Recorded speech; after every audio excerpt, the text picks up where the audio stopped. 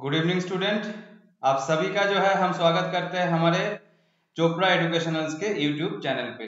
तो जैसे कि हम लोगों का जो है प्रेडिक्शंस था और हम लोगों ने बोला था कि बहुत जल्दी जो है एसबीआई का जो है नोटिफिकेशन आने वाला है और अब जो है ऑफिशियली एसबीआई जो है अपने ऑफिशियल साइट पे जो है आप लोग देख रहे हो कि नोटिफिकेशन जो है वो पब्लिश कर दिया है। तो क्लैरिकल का जो है नोटिफिकेशन आ गया है और ये जो है एक बहुत ही मतलब अच्छा जो है एक गुड न्यूज है हमारे लिए जो लोग एज ए एम्प्लॉई अपने आप को जो है एसबीआई में देखना चाहते हैं। तो आज जो है हम कुछ इंपॉर्टेंट कॉन्सेप्चुअल जो है टॉपिक जो है यहाँ पे डिस्कस करेंगे। ठीक है, तो जैसे कि अगर हम देख ले कि हमारे जो सिलेबस जो रहता है तो हमें पता है कि हमारा दो एग्जाम होगा, एक प्रीली होगा और एक मेंस होगा। ठीक है, और प्रीली में जो है जो सिलेबस जो है सब्जेक्ट हमारा रहता है वो रहता है इंग्लिश, रीजनिंग और मैथ।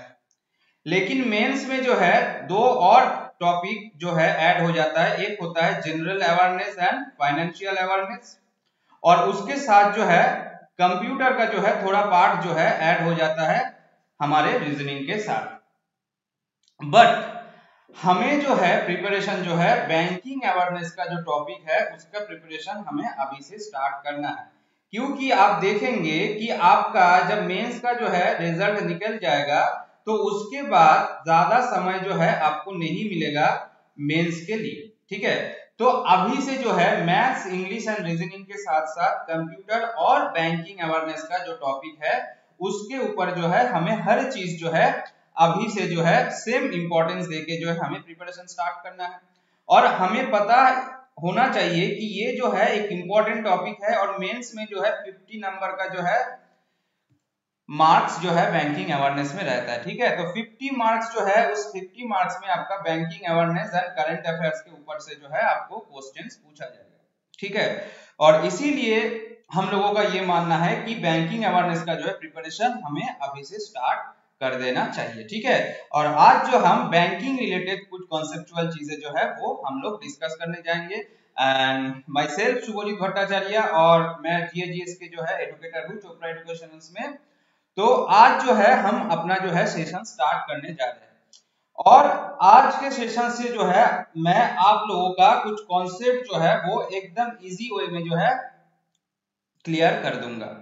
और बैंकिंग अवेयरनेस के जितने टॉपिक है, बैंकिंग अवेयरनेस के जितने टॉपिक है जो हमें दिखने में थोड़ा सा कठिन लगता है, जो हमें टफ लगता है, वो हर चीज जो है हम इजी वे में जो है यहाँ पे डिस्कस कर देंगे। कोई भी चीज जो है आप लोगों को टफ नहीं रहेगा बैंकिंग अवेयरनेस में और ना ही कोई चीज जो है आपको रटने की जरूरत है बैंकिंग अवेयरनेस में, क्योंकि हर चीज जो है मैं अच्छे से जो है इजी वे में आप लोगों को डिस्कशंस कर दूंगा। ठीक है, तो पहले तो आप लोग जो है इस सेशंस को जो है लास्ट तक जो है इस सेशन में बने रहिए और अपने दोस्तों के साथ जो है इस सेशंस को जो है शेयर कर दीजिए। ठीक है, तो जैसे कि आप सभी को पता है कि प्रेजेंट कंडीशन जैसे कि ऑफलाइन क्लासेस जो है अभी हम लोग प्रोवाइड नहीं कर पा रहे। ठीक है, तो ऑप्शन जो है सब्स्टिट्यूट हमारे पास ये बचता है कि हम जो है ऑनलाइन क्लासेस जो है आप लोगों को प्रोवाइड करेंगे और हम लोग पूरी कोशिश रहेगा कि क्वालिटी कंटेंट जो है आप लोगों को प्रोवाइड किया जाए। ठीक है, तो देखिए आज हम देखेंगे स्टेट बैंक ऑफ इंडिया के हिस्ट्री के बारे में। ठीक है, स्टेट बैंक ऑफ इंडिया के हिस्ट्री के बारे में। तो उससे पहले हम देख लेते हैं पहले एसबीआई जो स्टेट बैंक ऑफ इंडिया जो है, ठीक है, स्टेट बैंक ऑफ इंडिया जो है इनको जो है नेशनलाइज्ड बैंक बोला जाता है या फिर पब्लिक सेक्टर बैंक बोला जाता है। ठीक है, तो अब देखिए हमें ये तो पता है कि एसबीआई जो है वो गवर्नमेंट बैंक है। ठीक है, वो एक सरकारी बैंक है। तो ये कौन सा क्वेश्चन हो गया कि SBI is a nationalised bank और अ पब्लिक सेक्टर बैंक। तो इसके बीच में बेसिकली डिफरेंस क्या है? तो हमारे देश में आप देखेंगे टोटल 12 सरकारी बैंक है at present after merging of bank. ठीक है, टोटल 12 सरकारी बैंक है अभी हमारे देश में। ठीक है, मर्जिंग के बाद। तो उनमें से कितना बैंक नेशनलाइज्ड है और कितना पब्लिक सेक्टर बैंक है, तो वो जो है हम यहाँ पे देखेंगे और सारे कॉन्सेप्ट जो है हम जो है इजी वे में यहाँ पे समझने की कोशिश करेंगे और एसबीआई का जो हिस्ट्री जो है वो भी आप लोगों का क्लियर हो जाएगा। ठीक है, तो पहले जो है हम थोड़ा सा देख लेते हैं हमारे नेक्स्ट स्लाइड में यहाँ पे आप लोग देख रहे हो कि यहाँ पे जो है एसबीआई के हिस्ट्री के बारे में हमें पढ़ना है, ठीक है। तो बेसिकली यहाँ पे क्या लिखा हुआ है, यहाँ पे तीनों बैंकों का नाम लिखा है। एक है बैंक ऑफ बंगाल, एक है बैंक ऑफ बॉम्बे और एक है बैंक ऑफ मद्रास, ठीक है।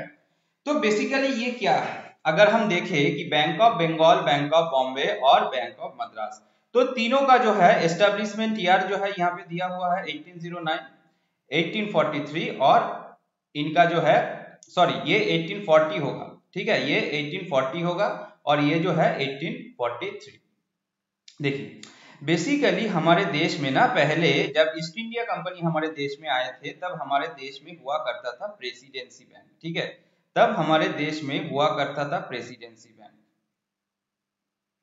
और उस समय जो है ईस्ट इंडिया कंपनी ने तीनों जगह पे जो है अपना अलग अलग जो है बैंक जो है ओपन किए थे। उनमें से एक था बैंक ऑफ बंगाल, एक था बैंक ऑफ बॉम्बे और एक था बैंक ऑफ मद्रास, ठीक है। तो पहला तो है एक क्वेश्चन जो है पूछा जाता है या फिर पूछा गया भी है एसबीआई आईबीपीएस में या फिर एसबीआई में, कि अगर आपसे पूछा जाए कि what is the previous name, what is the previous name of bank of Bengal, ठीक है, बैंक ऑफ बंगाल या फिर बैंक ऑफ बॉम्बे या फिर बैंक ऑफ मद्रास, ठीक है। तो इन तीनों का जो है प्रीवियस नेम क्या हो जाएगा, तीनों का प्रीवियस नेम हो जाएगा प्रेसिडेंसी बैंक। तो पहला जो क्वेश्चन है पूछा जाता है कि bank of Bengal, bank of Bombay और बैंक ऑफ मद्रास जो है इन तीनों बैंकों का प्रीवियस नेम क्या है, तो प्रीवियस नेम इन तीनों बैंकों का क्या हो जाएगा, हमारा प्रेसिडेंसी बैंक, ठीक है। तीनों का जो है आंसर हो जाएगा प्रेसिडेंसी बैंक। अब देखिए उसके बाद क्या हुआ था 1921 में, 1921 में जो है इन तीनों बैंकों को मर्ज कर दिया गया था। जैसे अभी आप लोग देख रहे हो 2019 में बैंक ऑफ बड़ौदा का मर्जिंग हुआ था, रिसेंटली पंजाब नेशनल बैंक हो, इंडियन बैंक हो, बहुत सारे बैंकों का मर्जिंग हो रहा है। लेकिन ये बैंक मर्जिंग जो है ये अभी का जो है न्यूज नहीं है। बैंक मर्जिंग जो है वो उस समय भी हुआ था जब ईस्ट इंडिया कंपनी या फिर ब्रिटिश गवर्नमेंट जो है हमारे देश में आए थे, ठीक है। तो उस समय क्या किया गया था 1921 में इन तीनों बैंकों को, जो यहाँ पे लिखा हुआ है ना, bank of Bengal, bank of Bombay और बैंक ऑफ मद्रास, ठीक है, तो इन तीनों बैंकों को जो है मर्ज करके जिस बैंक का गठन हुआ था उस बैंक का नाम था इंपीरियल बैंक ऑफ इंडिया, और ये जो है गठन हो गया था 1921 में। और एक चीज पूछा जाता है कि इस कमिटी या फिर कौन से कमिटी के रिकमेंडेशन में, तो याद रखना एटी गोरेवाल कमिटी, ठीक है, एटी गोरेवाल कमिटी या फिर ऑल इंडिया रूरल क्रेडिट सर्वे, ठीक है, ऑल इंडिया रूरल क्रेडिट सर्वे जो है कमिटी के रिकमेंडेशन में या फिर एटी गोरेवाल कमिटी के रिकमेंडेशन में जो है तीनों बैंकों को मर्ज करते हुए इंपीरियल बैंक ऑफ इंडिया जो है 1921 में जो है इसका गठन हुआ था, ठीक है, 1921 में इसका गठन हुआ था। और उसके बाद जो है इंपीरियल बैंक ऑफ इंडिया, ठीक है, और एक चीज याद रखना इंपीरियल बैंक ऑफ इंडिया जब गठन हुआ था, ठीक है, तो उसके ओनर कौन थे, तो उसका जो है ओनर था ब्रिटिश गवर्नमेंट, ठीक है, ब्रिटिश गवर्नमेंट जो है इस बैंक के ओनर थे। तो हमने क्या देख लिया, हमारे देश में पहले प्रेसिडेंसी बैंक हुआ करता था और तीनों प्रेसिडेंसीज में बंगाल में, बॉम्बे में और मद्रास में जो है ईस्ट इंडिया कंपनी जो है उनका जो है बैंक ओपन किए थे, बैंक ऑफ बंगाल, बॉम्बे और मद्रास के नाम पे। फिर 1921 में इन तीनों बैंकों को मार्च करते हुए इंपीरियल बैंक ऑफ इंडिया का गठन कर दिया गया था। कब, 1921 में, by the recommendation of A D Gorewal committee, या फिर इस कमेटी का दूसरा नाम है All India rural credit survey committee, ठीक है। तो इस कमेटी के रिकमेंडेशन में इंपीरियल बैंक ऑफ इंडिया का गठन कर दिया था और इसका जो है ओनरशिप जो है डायरेक्टली ब्रिटिश गवर्नमेंट के पास आ गया था, ठीक है। तो इसके बाद जो है स्टेट बैंक ऑफ इंडिया का गठन जो है वो कैसे होता है वो हम लोग देख लेंगे। देखिए अब जो है हम जो है इस वाले स्लाइड पे आ जाते हैं, ठीक है। तो देखिए basically imperial bank of India जो है अगर देखा जाए तो इंपीरियल बैंक ऑफ इंडिया क्या है, अगर स्टेट बैंक ऑफ इंडिया का प्रीवियस नेम पूछा जाए तो वो क्या हो जाएगा, इंपीरियल बैंक ऑफ इंडिया, क्योंकि state bank of imperial bank of India से क्या हुआ था, स्टेट बैंक ऑफ इंडिया का गठन हुआ था। ठीक है, लेकिन कब हुआ था, तो देखिए 1 जुलाई, ठीक है, 1 जुलाई 1955 में, 1 जुलाई 1955 में जो है इंपीरियल बैंक ऑफ इंडिया से जो है स्टेट बैंक ऑफ इंडिया का गठन हुआ था। तो क्वेश्चन यहां से जो है क्या क्या बन सकता है वो मैंने आपको बता दिया। एक तो previous name of bank of Bengal, Bombay, Madras पूछा जाए तो प्रेसिडेंसी बैंक होगा। तीनों बैंकों को मर्ज करने के बाद जो है इंपीरियल बैंक ऑफ इंडिया का गठन हुआ। तीनों बैंकों को मर्ज करने के बाद इंपीरियल बैंक ऑफ इंडिया का गठन हो गया था 1921 में। एंड उसके बाद स्टेट बैंक ऑफ इंडिया का जो है गठन हुआ था 1 जुलाई 1955 में, 1 जुलाई 1955 में। Then what is the previous name of SBI, then imperial bank of India was the previous name of SBI. अब जो मेरा पॉइंट था, जो कॉन्सेप्चुअल पॉइंट था, और ये पॉइंट जो है, ये सारे चीज जो मैंने अभी डिस्कस किया सारे एग्जाम, रिटेन एग्जाम के लिए जो है इंपॉर्टेंट है। ठीक है, लेकिन एक कॉन्सेप्चुअल चीज जो है यहाँ पे लिखा गया है, इज इट नेशनलाइज्ड बैंक और पब्लिक सेक्टर बैंक। अब ये क्या है, देखिए, तो हमारे देश में जो बैंक नेशनलाइजेशन का जो प्रोसेस स्टार्ट हुआ था वो कब हुआ था, वो हुआ था आपका 1969 में। ठीक है, 1969 में जो है बहुत सारे बैंकों को जो है नेशनलाइज्ड कर दिया गया था। तो नेशनलाइज्ड का मतलब क्या है, जैसे मान लीजिए पंजाब नेशनल बैंक या फिर बैंक ऑफ बड़ौदा या फिर आपका मान लीजिए इंडियन ओवरसीज बैंक, ये सारे जो बैंक है ना, ये सारे जो है हमारे देश के नेशनलाइज्ड बैंक है। मतलब क्या है, इन सारे बैंकों का जो है ओनर जो थे, ठीक है, वो क्या था, वो था कोई प्राइवेट ऑर्गेनाइजेशन। ठीक है, कोई इंडिविजुअल जो थे इसके ओनर थे। और उसके बाद क्या हुआ था, इस प्राइवेट जो था, जो ओनर था, जो इंडिविजुअल था, उनसे जो है ओनरशिप प्राइवेट कंपनी से जो है ट्रांसफर होके गवर्नमेंट कंपनी के पास आ गया था, गवर्नमेंट कंपनी के पास आ गया था। तो इसको जो है हम बोलते हैं nationalisation. When we say the nationalization of bank, मतलब अगर कोई कंपनी जिसके ओनर कोई इंडिविजुअल था, मतलब प्राइवेट था, और उसके बाद अगर वो गवर्नमेंट अगर उसको अंडरटेक कर लेता है, उसको टेक ओवर कर लेता है, तो वो क्या बन जाता है, वो गवर्नमेंट ऑर्गेनाइजेशन बन जाता है। तो इसको जो है, इसको हम क्या बोलते हैं, इसको हम नेशनलाइजेशन बोलते हैं। और हमारे देश में बहुत सारे बैंक जो थे, चाहे वो पंजाब नेशनल बैंक हो, बैंक ऑफ बड़ौदा हो, इंडियन ओवरसीज बैंक हो, इंडियन बैंक हो, तो इतने सारे जो बैंक थे ना, बेसिकली ये सारे बैंक प्राइवेट बैंक थे। और इन सारे प्राइवेट बैंक को जो है प्राइवेट इंडिविजुअल के पास से गवर्नमेंट जो है अपने पास जो है टेक ओवर कर लिया था। तो ये क्या हो गया, ये हो गया नेशनलाइजेशन। तो हमारे देश में अभी टोटल जो 12 बैंक है, उनमें से 11 बैंक जो है उसको हम नेशनलाइज्ड बैंक बोलते हैं। लेकिन एसबीआई जो है, एसबीआई को हम क्या बोलते हैं, एसबीआई को हम बोलते हैं पब्लिक सेक्टर बैंक। एसबीआई को हम क्या बोलेंगे, public sector bank, public sector bank. ठीक है, तो हमारे देश में 12 सरकारी बैंक है, जिसमें से 11 जो है वो नेशनलाइज्ड वाला सरकारी बैंक है, वो नेशनलाइज्ड वाला सरकारी बैंक है। और एक बैंक एसबीआई जो है वो पब्लिक सेक्टर वाला सरकारी बैंक है। वो क्या है, वो पब्लिक सेक्टर वाला सरकारी बैंक है। अब एसबीआई को पब्लिक सेक्टर बैंक हम क्यों बोल रहे हैं, क्यों उसको नेशनलाइज्ड बैंक नहीं बोल रहे, आइए देख लेते हैं पूरा जो है कॉन्सेप्ट इसके पीछे क्या है। तो पहले तो देखिए, मैंने आपको क्या बोला था, जैसे इस वाले स्लाइड में हमने क्या देखा था, इस वाले स्लाइड में हमने देखा था कि इंपीरियल बैंक ऑफ इंडिया जब गठन हुआ था, देखिए ठीक है, अच्छे से इस चीज को समझिए। इंपीरियल बैंक ऑफ इंडिया का जब गठन हुआ था, तब इसके ओनरशिप जो था वो किसके पास था, वो था ब्रिटिश गवर्नमेंट के पास। ठीक है, ब्रिटिश गवर्नमेंट के पास। और उसके बाद क्या हुआ था, इनके जो ओनरशिप था वो ब्रिटिश गवर्नमेंट के पास से, ब्रिटिश गवर्नमेंट के पास से जो है आ गया था इंडियन गवर्नमेंट के पास, इंडियन गवर्नमेंट के पास।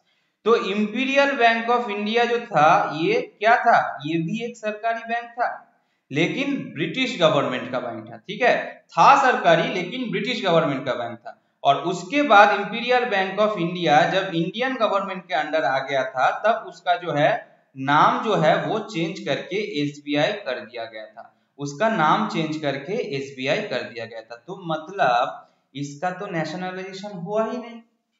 हम नेशनलाइजेशन किसको बोलेंगे, हम उसी को नेशनलाइजेशन बोलेंगे जब कोई प्राइवेट ऑर्गेनाइजेशन जो है कन्वर्ट होता है किसी गवर्नमेंट ऑर्गेनाइजेशन में, तो उसको हम बोलते हैं नेशनलाइजेशन। जो बाकी जो 11 बैंक है अभी हमारे देश में, bank of Baroda, Punjab national bank हो गया, बैंक ऑफ महाराष्ट्र हो गया, जितने भी बैंक है वो सारे नेशनलाइज्ड वाला सरकारी बैंक है। लेकिन एकमात्र जो है वन एंड ओनली एक सरकारी बैंक वो पब्लिक सेक्टर वाला गवर्नमेंट बैंक है। और इसीलिए क्योंकि ट्रांसफर तो हुआ था यहाँ पे ब्रिटिश गवर्नमेंट के पास से इंडियन गवर्नमेंट के पास, लेकिन था तो सरकारी। मतलब इंपीरियल बैंक ऑफ इंडिया जो था वो कोई प्राइवेट ऑर्गेनाइजेशन नहीं था, वो एक गवर्नमेंट ऑर्गेनाइजेशन था। पर कौन से गवर्नमेंट के अंडर में था, तो ब्रिटिश गवर्नमेंट के अंडर में था। ठीक है, ब्रिटिश गवर्नमेंट के अंडर में था। और उसके बाद जो है उसका ओनरशिप चेंज होके इंडियन गवर्नमेंट के पास आ गया। मतलब गवर्नमेंट एक दूसरा गवर्नमेंट से एक किसी और गवर्नमेंट के पास जो है ओनरशिप ट्रांसफर हो रहा है, गवर्नमेंट टू गवर्नमेंट ट्रांसफर हो रहा है, from British government to Indian government. So that's why SBI is considered as a public sector bank, not a nationalized bank. And the others bank, except our SBI, the others bank which was earlier private and then convert into government organization. So that's why except SBI, the other 11 government bank is considered as nationalised bank. तो हमारे देश में 12 सरकारी bank है जिसमें से SBI को छोड़ के बाकी सारे नेशनलाइज्ड वाला है, और एसबीआई जो है उसको हम बोलते हैं पब्लिक सेक्टर बैंक। ठीक है, तो आई होप ये वाला कॉन्सेप्ट जो है ये आपका क्लियर हो गया है। फिर भी कोई डाउट रह जाए तो कमेंट सेक्शन में जो है आप लोग मेंशन कर सकते हो, मैं फिर से जो है इस चीज को एक बार डिस्कस कर दूंगा। ठीक है, तो पहला जो है कॉन्सेप्चुअल जो पार्ट था कि history of state bank of India, मतलब स्टेट बैंक ऑफ इंडिया जो है हम जिसका एग्जाम देने जा रहे हैं तो उसका जो है प्रीवियस हिस्ट्री हमें पढ़ना चाहिए। तो प्रीवियस हिस्ट्री जो है हम थोड़ा सा यहाँ पे देख लिए, bank of Bengal, bank of Bombay और बैंक ऑफ मद्रास, इन तीनों बैंकों को जो है मिला के इंपीरियल बैंक ऑफ इंडिया बना था। और कौन से committee, very important, A D Gorewal committee, जिसका दूसरा नाम All India rural credit survey committee. It established in the year of 1929 and that time इसका ओनरशिप जो है वो टेक ओवर कर लिए थे ब्रिटिश गवर्नमेंट। एंड देन उसके बाद जो है ब्रिटिश गवर्नमेंट से इंडियन गवर्नमेंट के पास आ गया था 1955 1 जुलाई को। देन गवर्नमेंट टू गवर्नमेंट जो है इसका ट्रांसफर हुआ। So that's why SBI is a public sector bank, और बाकी 11 जो बैंक है उसको हम नेशनलाइज्ड बैंक बोलते हैं। तो देखिए ऐसे बहुत सारे टॉपिक है, ठीक है, बैंकिंग अवेयरनेस में ऐसे बहुत सारे टॉपिक है जो हम जो है यहाँ पे इजी वे में जो है डिस्कस कर देंगे। और बहुत ऐसे कॉन्सेप्चुअल चीजें मैं बोल रहा हूँ, बहुत अच्छे से जो है एकदम इजी वे में मैं डिस्कस कर दूंगा। जैसे एक क्वेश्चन में अभी डिस्कस कर देता हूँ, बहुत सारे स्टूडेंट को जब मैं पूछता हूँ what is the difference between public sector bank, sorry public limited company, ठीक है, what is the difference between public limited company and private limited company? What is the difference between public limited company and private limited company? तो इसका answer क्या हो जाएगा? What is the difference between public limited company and private limited company? तो देखिए basically ये question जब मैं क्लास में पूछता हूँ तो स्टूडेंट डायरेक्टली आंसर दे देता है, प्राइवेट लिमिटेड मतलब प्राइवेट कंपनी और पब्लिक लिमिटेड मतलब सरकारी कंपनी। तो जनरली स्टूडेंट का ये आंसर होता है पब्लिक लिमिटेड कंपनी मतलब क्या, सरकारी, प्राइवेट लिमिटेड मतलब जो है वो बेसरकारी, मतलब जो सरकारी कंपनी नहीं है। लेकिन ये आंसर जो है गलत है, ये आंसर गलत है। क्यों गलत है? देखिए इसका आंसर क्या होगा, अगर आपसे कभी भी जैसे आप एसबीआई पीओ का अगर एग्जाम दे रहे हो, एसबीआई पीओ के लिए आप तैयारी कर रहे हो, तो पूछा जा सकता है इंटरव्यू में what is the difference between public limited and private limited. ठीक है, या फिर अपने नॉलेज के लिए भी जो है आप इस चीज को जानकारी रख सकते हो। नॉलेज जो है हमेशा कॉन्फिडेंस को बिल्ड करता है। तो पब्लिक लिमिटेड मतलब those company are listed in our share market. Public limited company मतलब those company which are listed in our share market, that's all company are called public limited company. और private limited company का मतलब क्या है, those company which are not listed in our share market. तो जो company share market में listed नहीं है वो सारे क्या, वो सारे है प्राइवेट लिमिटेड कंपनी। और वो कंपनी जो शेयर मार्केट में लिस्टेड है वो क्या है, वो है पब्लिक लिमिटेड कंपनी। ठीक है, तो याद रखना प्राइवेट लिमिटेड कंपनी मतलब क्या, शेयर मार्केट में जो है उसका जो है वो लिस्टेड नहीं है। तो इसका मतलब क्या है, उसका जो है शेयर जो है वो कोई दूसरा जो पब्लिक है वो परचेस नहीं कर सकता, या फिर प्राइवेट लिमिटेड कंपनी जो है अपना शेयर जो है वो सेल नहीं कर सकता है। लेकिन पब्लिक लिमिटेड कंपनी जो है वो अपना शेयर जो है वो शेयर मार्केट में लिस्टेड होने के कारण सेल जो है वो कर सकता है, मतलब पब्लिक जो है उनका जो है शेयर परचेस कर सकता है। तो this is the main difference. तो आई होप आप लोगों को जो है अच्छे से ये चीज समझ में आ गया होगा, और आप लोग जो है अच्छे से जो है तैयारी जो है स्टार्ट कर दीजिए। और बैंकिंग अवेयरनेस जो टॉपिक है इसको भी जो है सीरियसली आप पढ़ना स्टार्ट कर दीजिए। मेंस में जो है ओवरऑल नंबर इंक्रीज करने में आपको जो है मदद मिलेगा। So that's all today. सो हम लोग आएंगे दूसरे सेशन में दूसरा कोई टॉपिक जो है कॉन्सेप्ट लेके आप लोगों के साथ। तो आज के लिए इतना तक जो है हम यहाँ पे जो है सेशंस को एंड करते हैं। और आप लोगों को अगर ये सेशंस अच्छा लगा तो अपने दोस्तों के साथ जो है ये सेशन जो है आप लोग शेयर भी कर सकते हैं। तो अच्छे से जो है प्रिपरेशन कीजिए, बैंकिंग का सीजन भी स्टार्ट हो गया, एसबीआई, इसके बाद आरआरबी, पीओ, क्लार्क, बहुत सारे एग्जाम होने वाला है। So all the best student, आप अच्छे से जो है अपना प्रिपरेशन कीजिए। Thank you.